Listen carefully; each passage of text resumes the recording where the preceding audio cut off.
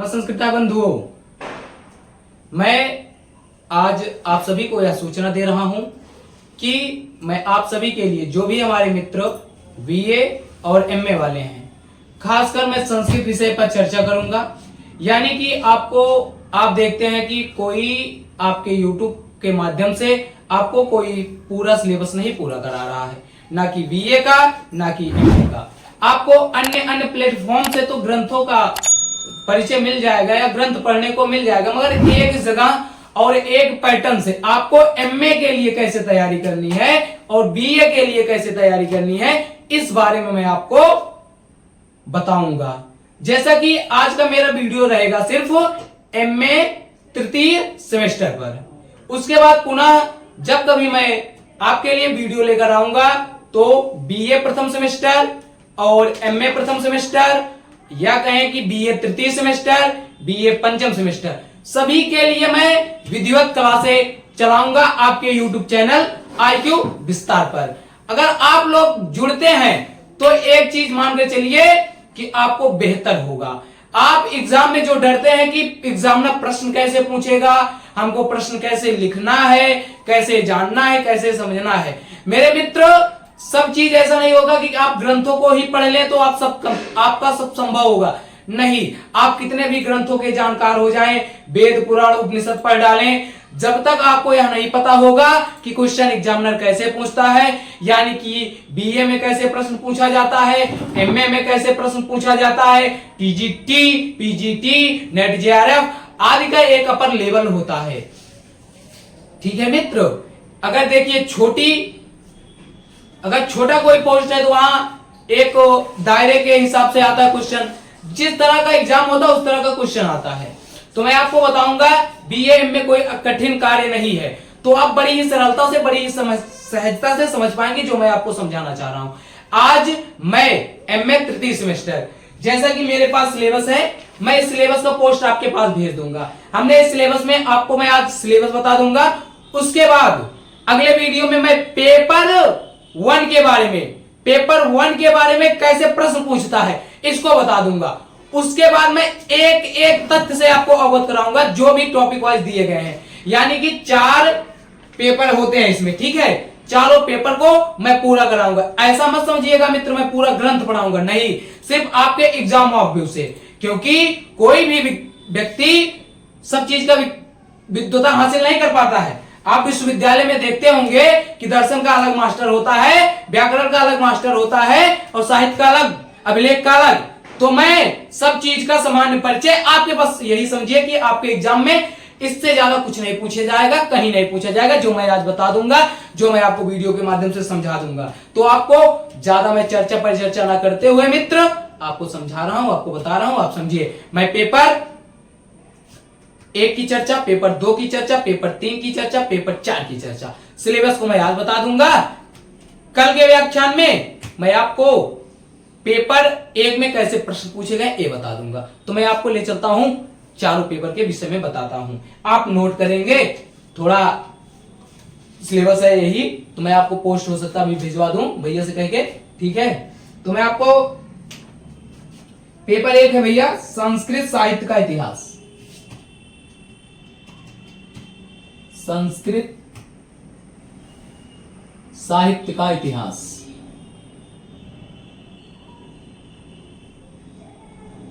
संस्कृत साहित्य का इतिहास। इतनी बात आपको समझ में आई कि पेपर का क्या नाम है मित्र, संस्कृत साहित्य का इतिहास। पेपर 1 है ये ना, पेपर 1। तो पेपर 1 है संस्कृत साहित्य का इतिहास। अब जो मित्र हमारे चाहते हैं कि मैं संस्कृत साहित्य को बहुत विधिवत पढ़ लूं, तो आप जैसे कुछ ग्रंथों को तो आप पढ़ पाएंगे। संस्कृत साहित्य का इतिहास आता है, कपिल देव द्विवेदी की पुस्तक है, तो उसमें कुछ मैटर आपको मिलेंगे, मगर इसमें कुछ जो मैटर है वो नहीं मिलेंगे। जैसे जो आधुनिक युग के कवि हैं उनका मैटर यहां नहीं मिलेगा। तो मैं सभी को आपको टॉपिक वाइज पढ़ाऊंगा, बताऊंगा, समझाऊंगा। तो आप सिलेबस नोट करेंगे, जो मित्र हमारे नोट करना चाहेंगे, और जो ना नोट करना चाहें मत नोट करें, क्योंकि जो पढ़ेगा भैया वही एग्जाम में अच्छा करेगा। और जो नहीं पढ़ेगा वो क्या करेगा, कुछ नहीं करेगा। तो आप सिलेबस को लिखिए। पहले आता है प्रमुख महाकवि उनके महाकाव्य। प्रमुख महाकवि,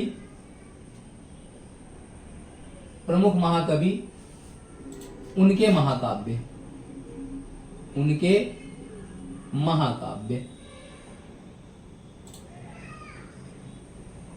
अब मैं अगर बताऊं आपको कि ये पेपर 1 है और पेपर 1 में पहला विषय है कि प्रमुख महाकवि एवं उनके महाकाव्य।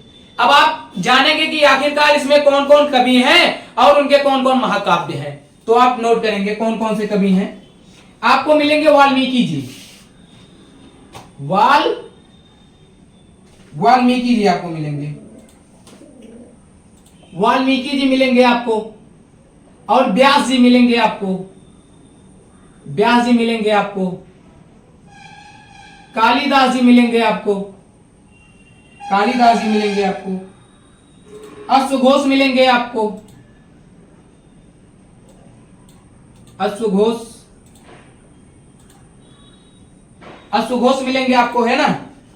और कौन मिलेंगे भैया, भारवी मिलेंगे, अश्वघोष मिलेंगे, भारवी मिलेंगे, माघ मिलेंगे, क्षेमेंद्र मिलेंगे, क्षेमेंद्र मिलेंगे, भट्टी मिलेंगे, भट्टी मिलेंगे, और कुमार दास मिलेंगे, कुमार दास मिलेंगे। देखिए भैया आपको इतने महाकवि मिलेंगे। कितने महाकवि हैं, 1 2 3 4 5 6 7 8 9। अब ये महाकवि जो है इनके कौन कौन से महाकाव्य हैं, ये तो सिर्फ सिलेबस बता दिया। सिलेबस ने इतना कहा कि प्रमुख महाकवि और उनके महाकाव्य। अब आपको लगेगा कि सिलेबस में इतना लंबा वीडियो, भैया मैं आपको तथ्य बता रहा हूं, जो यहां बता रहा हूं ना, इसी सिलेबस से आपको अति लघु सभी मिल जाएंगे, सभी अति लघु। क्योंकि एग्जामिनर अभी जान रहा है आपको कि किस तरह आपको शिक्षा मिल रही है, आप किस तरह प्रश्नों को हल कर पाएंगे। ठीक है। अब जैसे अगर मैं कहूं कि रामायण वाल्मीकि का है ना, महाकाव्य है ना, किसका है, वाल्मीकि का है। क्या है भैया, रामायण है। और व्यास का क्या है, महाभारत है, महाभारत है। अब कालिदास का क्या है, रघुवंशम है, रघुवंशम है। और क्या है, कुमार संभोम है, कुमार संभोम है। अब आप जान पाएंगे कि रघुवंशम में 19 सर्ग है, कुमार संभोम में 17 सर्ग है। ये सभी बातें मैं आपको कब बताऊंगा, जब आपको टॉपिक वाइज क्या करूंगा, पढ़ाऊंगा। आप तो मैं यही बता दूंगा किसके कौन महाकाव्य है। ठीक। अब आते हैं अश्वघोष जी। अश्वघोष का क्या है, अश्वघोष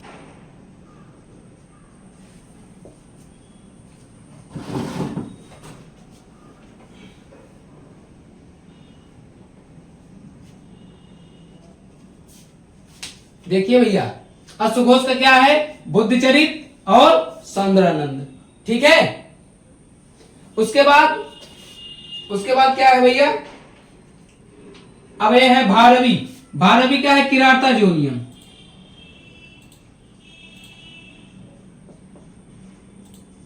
किराता जोनियम। और माघ का क्या है, शिशुपाल वध। चलिए नहीं,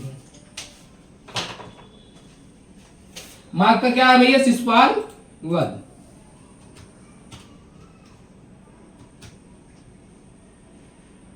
शिशुपाल वध। और क्षेमेंद्र का क्या है भैया, दशावतार चरितम, बृहत कथा मंजरी, और है रामायण मंजरी और भारत मंजरी। तो इनके सब रचनाएं हैं। और आते हैं भट्टी। भट्टी का भैया है, भट्टी काव्य कहते हैं या रावण वध कहते हैं। ये बातें आप कुछ सुन लीजिए, कुछ समझ लीजिए, क्योंकि सभी अगर मैं यहाँ लिखाने लगूंगा, आपको समझाने लगूंगा, तो थोड़ा समय ज्यादा लग सकता है मित्र। क्योंकि देखिए ज्यादा समय तो है नहीं, आप जान रहे हैं कि 2 महीने बाद आपका एग्जाम होगा, बस बहुत ज्यादा। अब इसमें देखती है कहीं दशहरा, कहीं दीपावली, कहीं कुछ ऐसा आता रहेगा, जाता रहेगा। तो मैं आपको ऐसे बता दूंगा जैसे अभी सब मैटर मिलना कहीं संभव नहीं है, मगर मैं जो देने का प्रयास कर रहा हूं, सोच रहा हूं कि पूरा प्रयास हो सके हमारा। तो आप लोग जान गए ना। अब आता है, ये तो एक पॉइंट था, इसको आप नोट कर लिए ना, इसको आप नोट कर लिए। हमने बताया कि क्षेमेंद्र का जो है, क्षेमेंद्र की जो रचना है भैया, वो दशावतार चरितम है, बृहत कथा मंजरी है, और रामायण मंजरी है, भारत मंजरी है। इतनी बात आपको समझ में आई। उसके बाद भट्टी का काव्य है रावण वध है। ठीक, ये तो महाकाव्य थे। ये एक टॉपिक हुआ। अब मैं अगली टॉपिक क्या है उसको बताता हूं आपको। ठीक,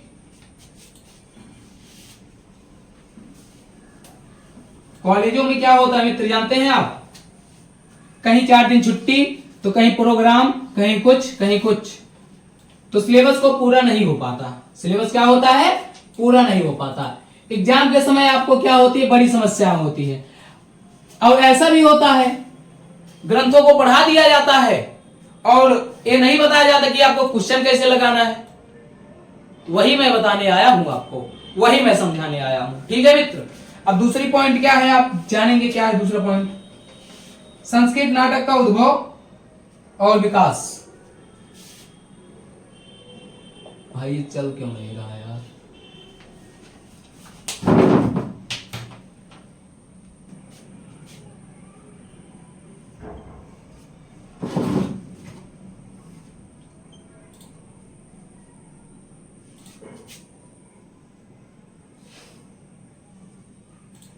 संस्कृत नाटक का उद्भव और विकास। संस्कृत नाटक का उद्भव और विकास, तो इसमें आपको प्रमुख नाटककार मिलेंगे और उनके नाटक। प्रमुख नाटककार और उनके नाटक। प्रमुख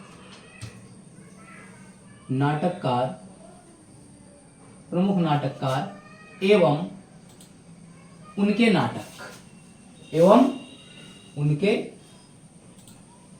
नाटक। ठीक है मित्र, प्रमुख नाटककार और उनके नाटक। अब आप कहेंगे कि प्रमुख नाटककार कौन कौन है, इसको भी तो आपको जानना है। तो आते हैं कालिदास,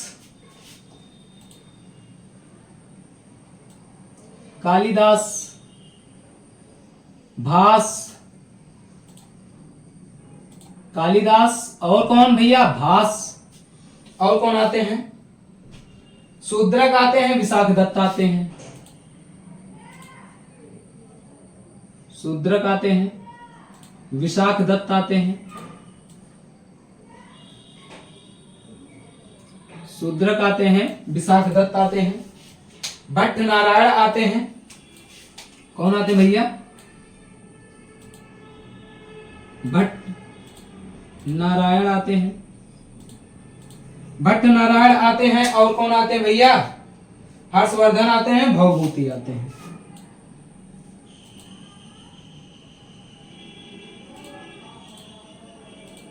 हर्षवर्धन और भवभूति।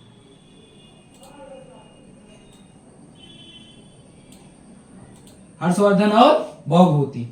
अब आप इतने नाटककार हैं और इनके नाटक, इनका तो सामान्य परिचय आपको आना ही चाहिए। क्योंकि अगर दे देगा कि कालिदास की नाटक, आपको प्रश्न में दिया जाएगा कि कालिदास के नाटकों का उल्लेख कीजिए, तो कालिदास का एक नाटक है, आप नोट करिए। यहां मैं नहीं लिख रहा हूं, मगर आपको वहां नोट करिए। आप नोट्स लिए हैं या कॉपी लिए हैं या पेज लिए हैं, जो भी लिए हो, अगर सिलेबस पढ़ रहे हैं तो सिलेबस को पहले आप विधिवत समझिएगा कि भाई सिलेबस है क्या, हमको पढ़ना क्या सिलेबस में।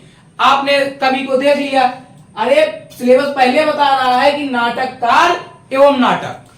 अगर आप कालिदास को मिल गए, आप कालिदास ने पहले पूछा, कालिदास का ही नाटक लिखे रहा तुम, अब पापा कहां है कालिदास, कैसे पूछी? तो संस्कृत साहित्य के इतिहास हर जगह किताब उपलब्ध हुआ, ना उपलब्ध हुआ हम बताओ दे। कालिदास का नाटक है अभिज्ञान शाकुंतल। क्या क्या है? अभिज्ञान शाकुंतल, विक्रमोर्वशीयम और मालविकाग्निमित्रम, ये 3 नाटक हैं महाकवि कालिदास के।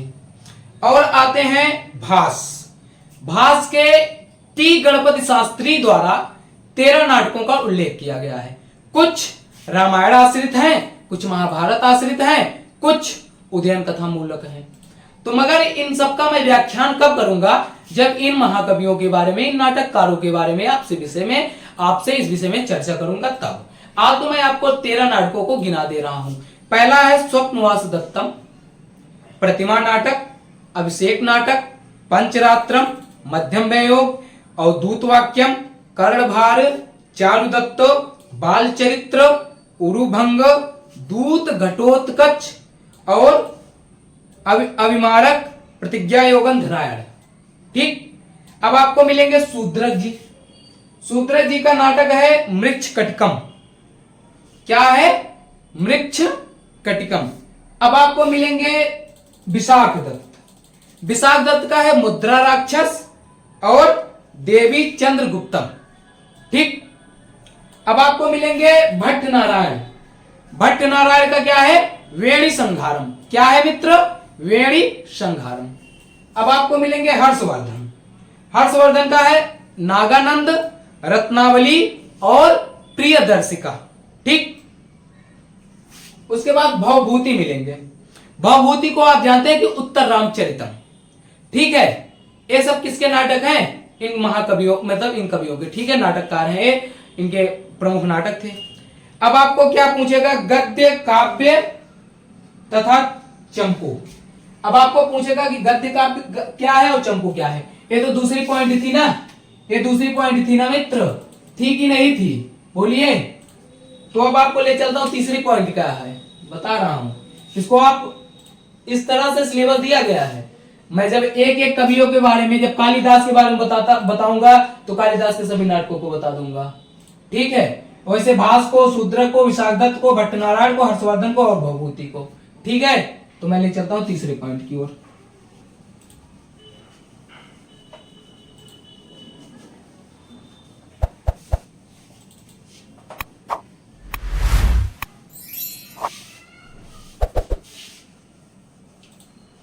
अब तीसरा पॉइंट क्या कहता है मित्र आपको? गद्य काव्य तथा चंपू। गद्य काव्य तथा चंपू। अब आप कहेंगे कि गद्य काव्य क्या है भैया, गद्य और चंपू क्या है? तो जो बाण भट्ट आदि आते हैं, कादंबरी जो लिखे हैं, या चंडी शतक या चंद्रापीठ कथा, ये सब जो है गद्य काव्य हैं। और जो चंपू काव्य है, त्रिविक्रम भट्ट है नल चंपू, उसके बारे में भी मैं बता दूंगा कि नल चंपू क्या है। नल चंपू मतलब चंपू ग्रंथ है। तो इसमें चंपू ग्रंथ में होता क्या है भैया? तो गद्य और पद्य मिश्रित होता है। कहते हैं कि दाल चावल बनता है, उसका अलग अलग एक योगदान होता है, लेकिन जब खिचड़ी बन जाती है ना, तो दाल चावल एक में मिला उठता है। वही होता है चंपू काव्यों में, श्लोक भी रहेगा और गद्य भी रहेगा, यही होता है मित्र। तो मैं इसके विषय में चर्चा बहुत अच्छी तरह से करूंगा, आपको समझाऊंगा। ठीक है। तीसरी पॉइंट क्या? तीसरी पॉइंट ये थी। अब चौथी पॉइंट क्या है? चौथा पॉइंट है आधुनिक संस्कृत साहित्य का परिचय।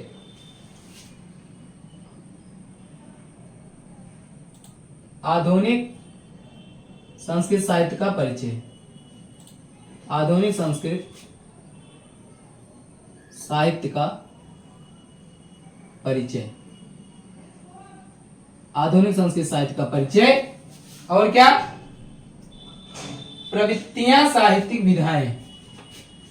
प्रवृत्तियां, साहित्यिक विधाएं। साहित्यिक विधाएं। ठीक है। और क्या है अगला पॉइंट, यानी कि पांचवा पॉइंट। पांचवा पॉइंट आपको क्या कह रहा है भैया? कि अधोलिखित कवियों का व्यक्तित्व एवं कृतित्व।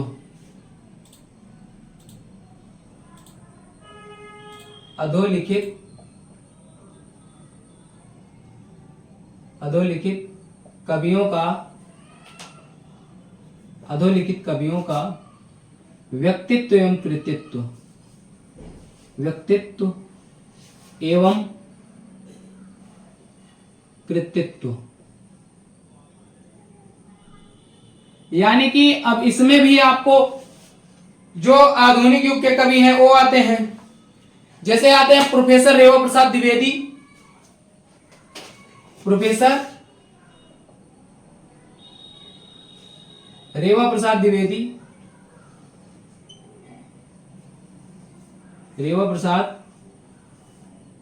द्विवेदी, और क्या आते हैं कौन भैया, प्रोफेसर राजेंद्र मिश्र,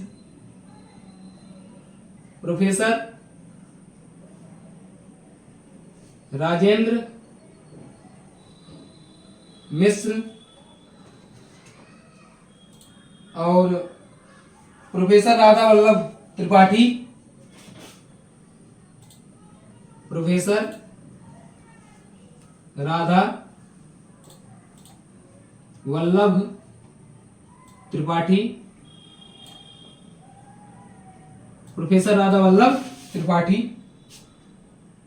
और प्रोफेसर रहस बिहारी द्विवेदी,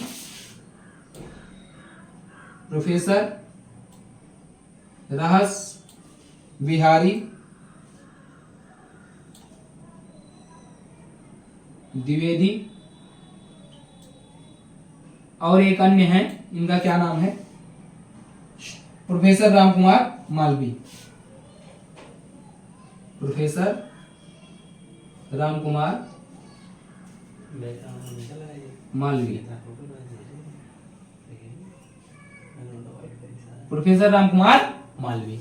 ये रहे कुछ आधुनिक युग के कवि।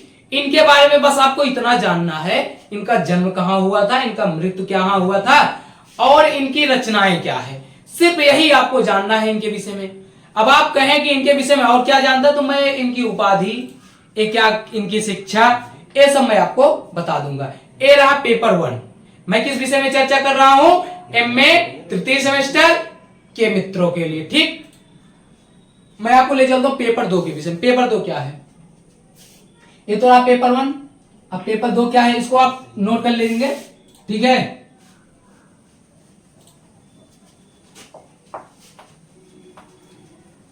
पेपर 2 तो पेपर 2, पेपर 3, पेपर 4 उसको बताने के बाद मैं कल के व्याख्यान में, जो हमारा कल का व्याख्यान रहेगा, उसमें पेपर 1 में आए प्रश्न को मैं बताऊंगा आखिरकार उसमें प्रश्न किस तरह आया है। उसके बाद मैं टॉपिक वाइज आपको सिलेबस कंप्लीट करा दूंगा।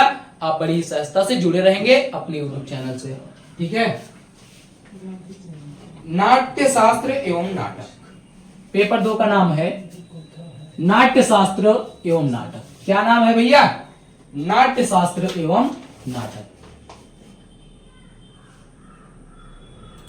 नाट्य शास्त्र एवं नाटक, नाट्य शास्त्र एवं नाटक। अब आपको नाट्य शास्त्र के बारे में बताया जाएगा, नाटक के बारे में बताया जाएगा, आखिरकार ये सब क्या है, नाटक क्या होता है, नाटक के भेद क्या होते हैं, नाटक उपरूपक है, मतलब ये सब बहुत बहुत ऑथेंटिक बातें मैं आपको बताऊंगा।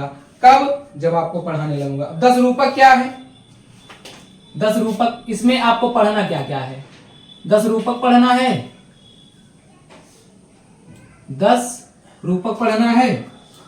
आप जानते हैं 10 रूपक धनंजय की रचना है, ठीक है ना। मृच्छकटिकम पढ़ना है,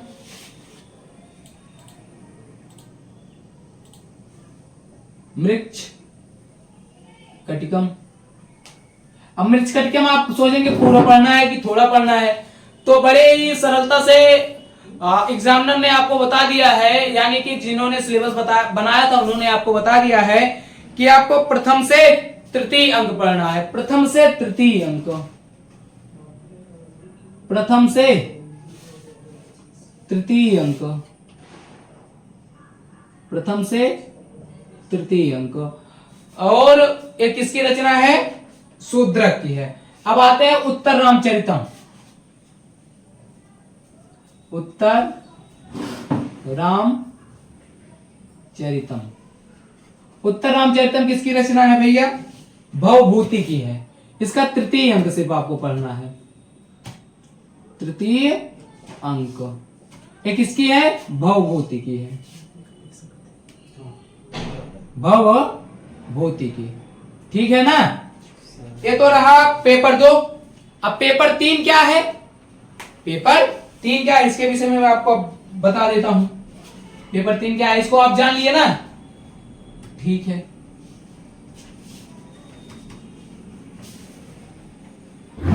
पेपर 3,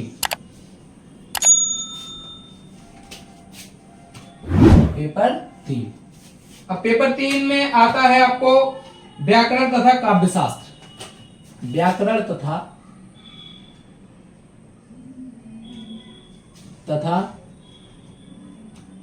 काव्यशास्त्र, व्याकरण तथा काव्यशास्त्र।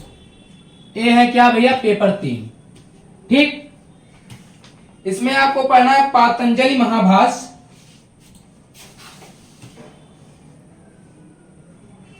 पातंजलि महाभाष्य,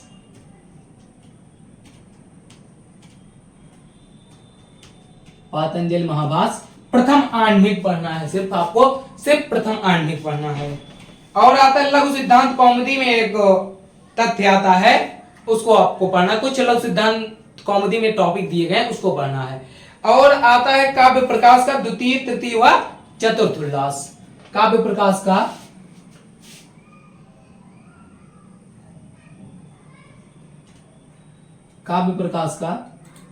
द्वितीय,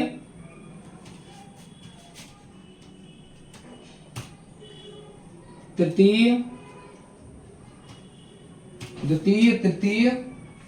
एवं चतुर्थ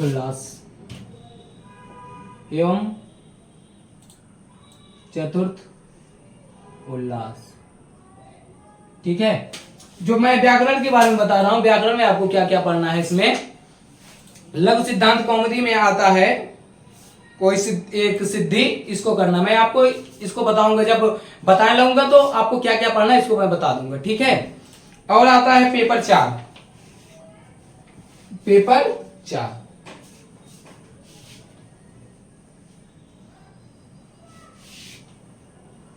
पेपर 4 में आपको क्या क्या पढ़ना भैया?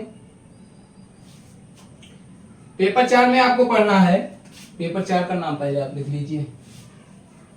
पेपर 4 का नाम क्या है? पेपर 4 का नाम क्या है? काव्य शास्त्र एवं काव्य,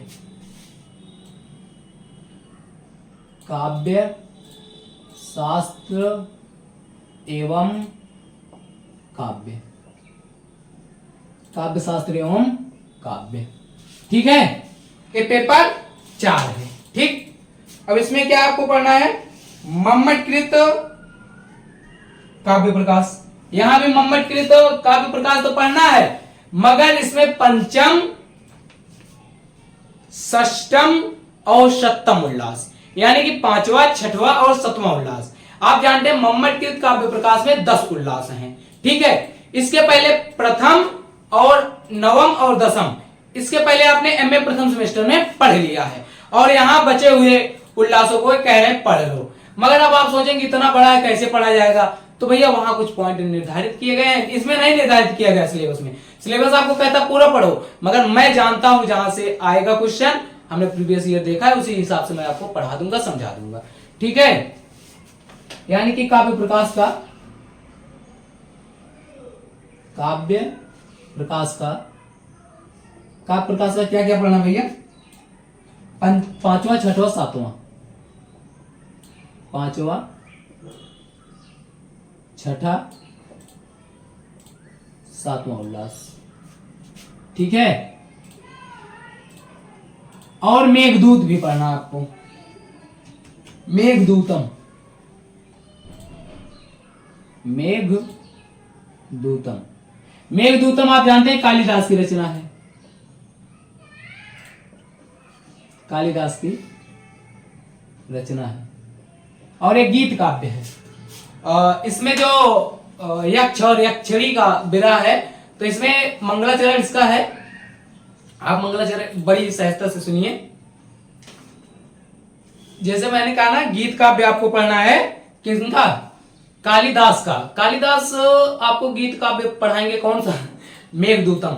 उसका मैं आपको मंगलाचरण बता देता हूं। हमको जैसे कि मैं आपको विधिवत पढ़ाऊंगा, जितना दिया गया ना मेघदूत मैं आपको पढ़ाऊंगा। बस यही है, थोड़ा स्पीड पढ़ाऊंगा, क्योंकि एक एक छोटे छोटे पॉइंट को नहीं, जिस तरह आपके एग्जाम में पूछा जाएगा उसी तरह मैं बताऊंगा। आप सुनिए मंगलाचरण।